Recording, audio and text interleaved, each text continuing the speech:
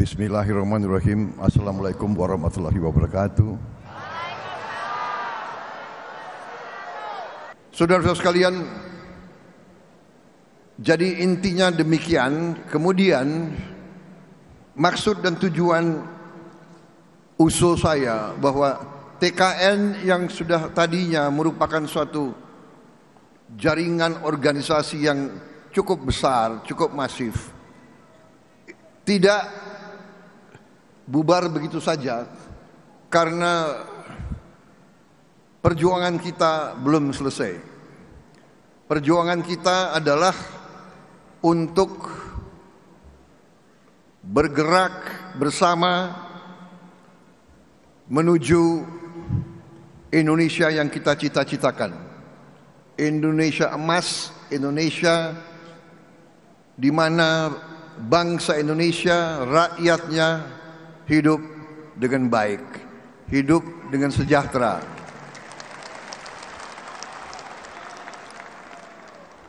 Itulah perjuangan kita bersama, itulah perjuangan hampir semua tokoh partai, dari semua partai.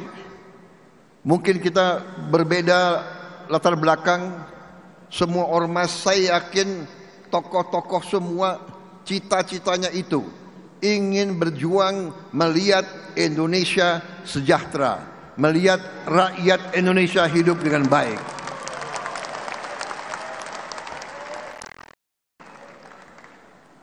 Karena keyakinan saya itu, semua partai politik, semua ormas, semua kelompok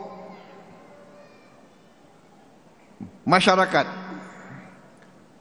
pasti dorongannya adalah ingin lihat bangsa kita sejahtera, ingin melihat bangsa kita sama dengan bangsa-bangsa lain. Kita tidak mau jadi selalu negara papan bawah. Kita tidak mau dianggap selalu bangsa yang miskin. Karena kita tahu bahwa kita tidak miskin. Kita tahu bahwa kita kaya. Karena itu saya mengajak semua kader-kader, semua patriot-patriot dari semua lapisan dan dari semua latar belakang, dari semua organisasi, mari kita bersatu. Mari kita kumpulkan semua daya kekuatan kita untuk mencapai yang kita cita-citakan, agar bangsa Indonesia berdiri tegak, terhormat, dihormati karena rakyatnya sejahtera, dihormati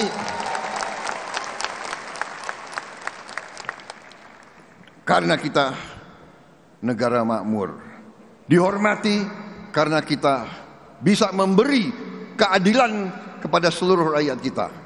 Saudara-saudara, pernah saya belajar ada suatu ajaran dari suatu peradaban yang sukses, imperium yang sukses, yaitu Imperium Ottomani, di mana dikatakan bahwa tidak ada negara yang berhasil tanpa pemerintah yang bersih.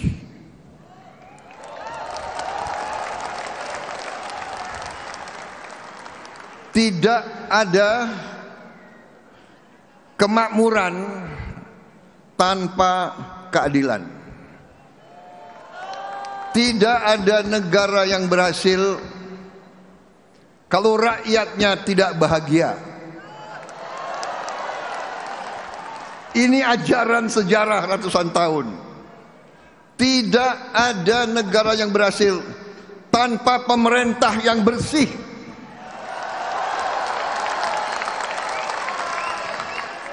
Karena itu saya bertekad memimpin pemerintah Republik Indonesia yang bersih.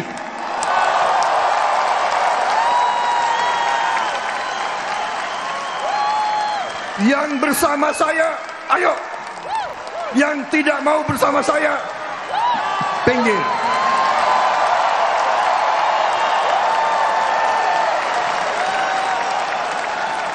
Mari kita bekerja untuk seluruh rakyat Indonesia.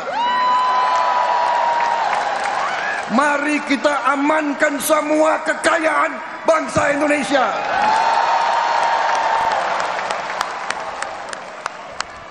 Mari kita wujudkan cita-cita pendiri bangsa kita, cita-cita Bung Karno, cita-cita Bung Hatta, cita-cita Bung Syahril, cita-cita Sudirman, cita-cita semua pendiri-pendiri bangsa kita. Indonesia, rakyatnya hidup sejahtera. Saudara-saudara sekalian, ini salah satu tujuan Gerakan Solidaritas Nasional. Jadi saya minta GSN real. Apa yang bisa dilakukan, lakukan.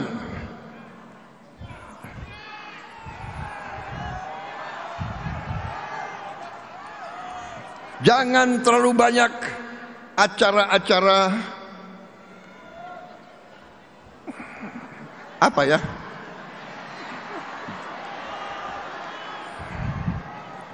Mungkin acara seperti ini sekali 5 tahun saja.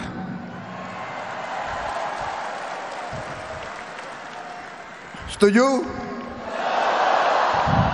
Setuju atau tidak?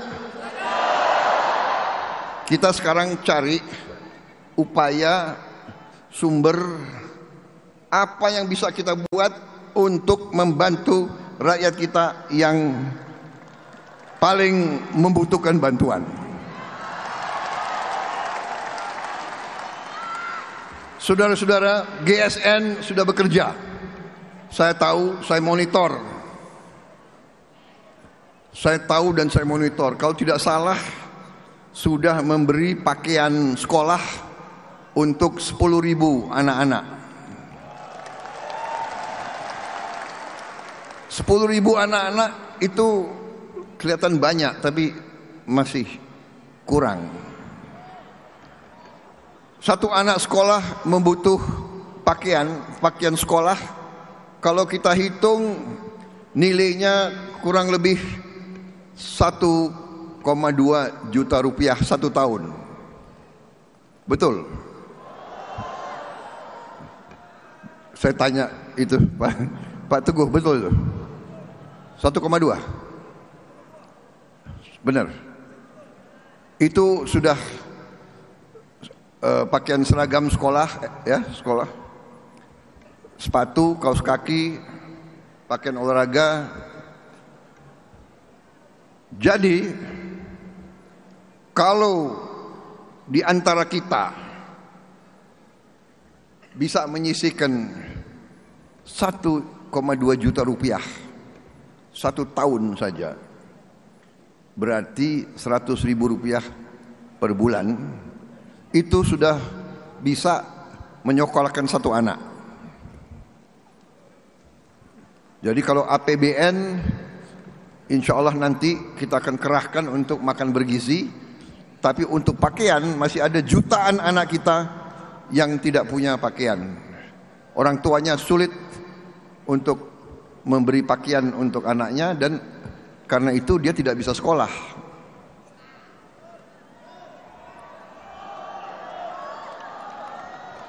Bayangkan satu di antara kita yang agak punya kemampuan, ya kan? Di sini banyak HIPMI kan? HIPMI banyak. Bahlil kan banyak rekan-rekanmu di sini.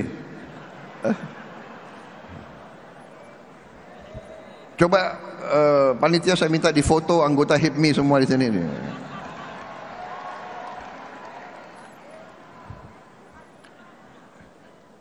Kalau menyisihkan 100.000 rupiah sebulan, itu berarti satu anak sekolah. Jadi ini real. Saya minta saudara-saudara bergerak masing-masing. Yang bisa 100.000, 100.000. Yang bisa 500.000 berarti 5 anak. Dan seterusnya, dan seterusnya. Ya. Jadi saudara-saudara,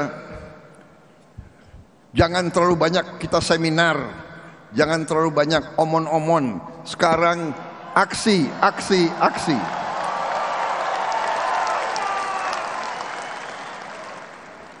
Karena kebetulan banyak menteri yang hadir, saya juga mohon jangan terlalu banyak anggotamu jalan-jalan ke luar negeri.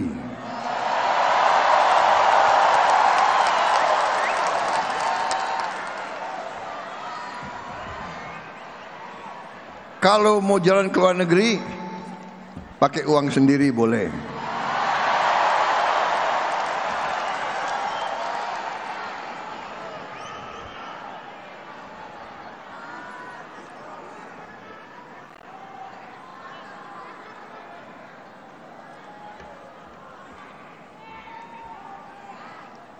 Jadi kurangi yang seminar-seminar, yang apalagi apa itu, kunjungan kerja, studi banding. Mau studi apa gitu loh. Kalian sudah tahu masalahnya, nggak usah terlalu banyak studi gitu loh.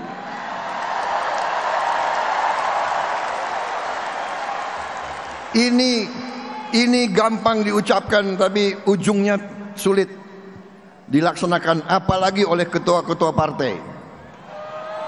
Betul? Karena saya juga mengalami. Berapa tahun yang lalu sebagai ketua umum Gerindra, saya keluarkan kebijakan kurangi jalan-jalan ke luar negeri. Tahu-tahu datang perwakilan dari beberapa kabupaten, saya nggak sebut daerah mana, pokoknya sebelah timur dari Banyuwangi, kisi-kisi, boleh kan saya kasih kisi-kisi, tapi saya nggak sebut daerahnya mana,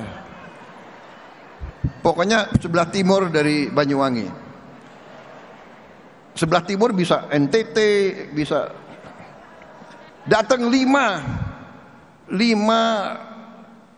anggota DPRD kabupaten, 5 datang ke tempat saya. Pak, kami mohon Pak, karena Bapak kan sudah kasih larangan ke luar negeri Pak. Rupanya 5 orang ini baru terpilih jadi anggota DPRD kabupaten. Di pulau itu yang sebelah, Pak, kami Pak seumur hidup kami belum pernah ke luar negeri Pak.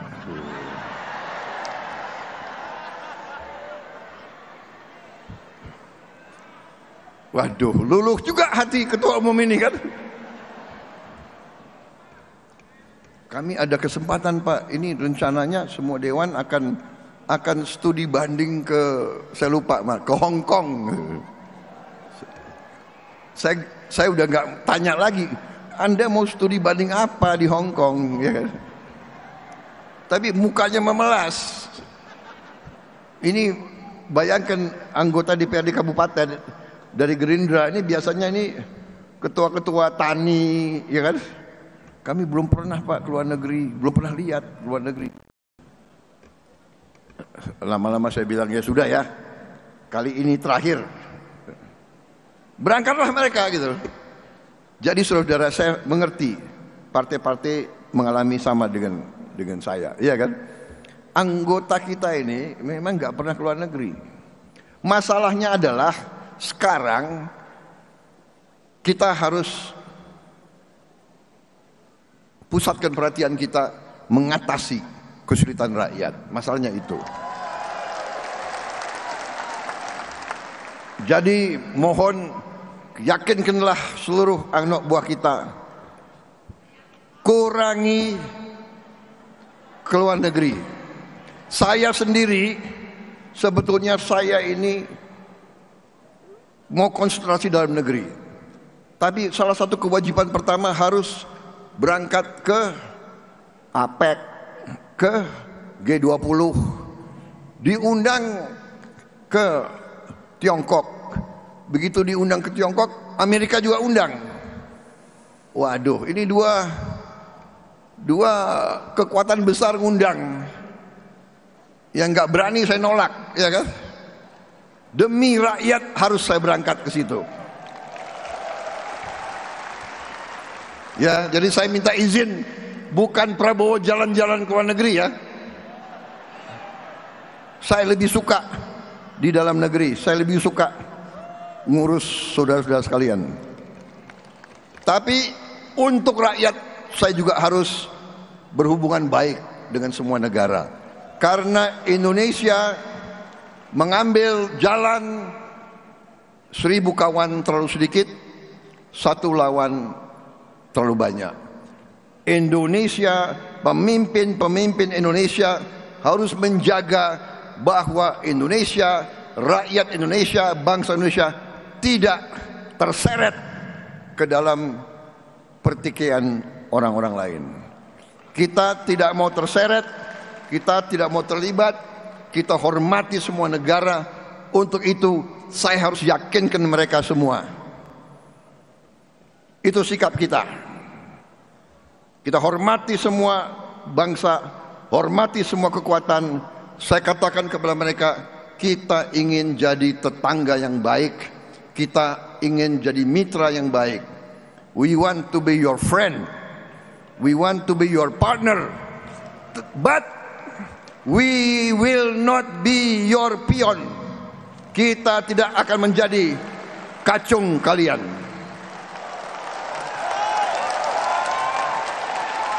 Kita ingin jadi sahabatmu, kita ingin jadi mitramu, kita ingin jadi partnermu. Kita tidak mau jadi kacung kalian. Rakyat Indonesia, rakyat merdeka ingin hidup dengan terhormat. Saudara-saudara, saya kira itu yang ingin saya sampaikan. Terima kasih atas deklarasi ini. Setelah deklarasi, saya sudah mengerti, sudah banyak yang kalian kerjakan. Ya, saya dapat laporan juga GSN akan terus dengan aksi untuk memberi pakaian sekolah kepada anak-anak. Saya kira itu yang paling real. 1,2 juta rupiah anak-anak bisa sekolah. Kita akan wujudkan makan bergizi seluruh Indonesia. Dan saya juga bekerja sama dengan industri pertahanan. Dalam hal ini PT LAN. Kita sudah bikin becak listrik. Dan becak listrik ini kita akan bagikan bertahap. Saya kira sudah hampir 1000 yang kita bangun, kita bagikan. Mungkin kita akan bagikan 1000 lagi terus. Dan kita prioritaskan kepada warga negara yang masih harus menarik becak, yang usianya di atas 60, kita prioritaskan diberi becak listrik.